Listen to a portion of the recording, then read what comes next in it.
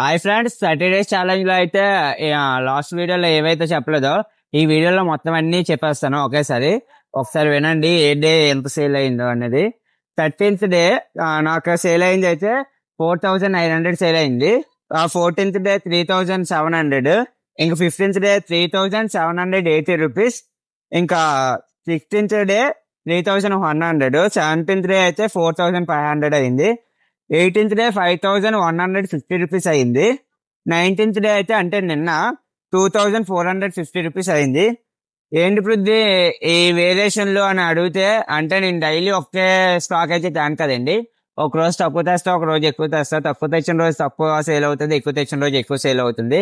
అందుకే మనకి days sale లో ఎంత వేరియేషన్ అయితే ఉంది. అందుకే నేను చెప్పా ప్రాఫిట్ అనేది మనకి ఈ ఫుడ్ బిజినెస్ లో డైలీ అంటే కనబడదు. మంత్ ఎండ్కి ఎంత మిగులుతుంది అదే మన ప్రాఫిట్. ఈ రోజు అయితే స్టాల్ ఓపెన్ చేసా, ఎవరైనా రావాలనుకుంటే వచ్చండి. Thank you so much. ఇంకా బిగ్ అప్డేట్ ఒకటి ఉంది, అది రేపు వీడియోలో అప్లోడ్ చేస్తా. ఫ్లేవర్స్ కోసం అయితే అప్డేట్ ఆ పక్కా అందరికీ నచ్చుతుంది, నాదే గ్యారంటీ.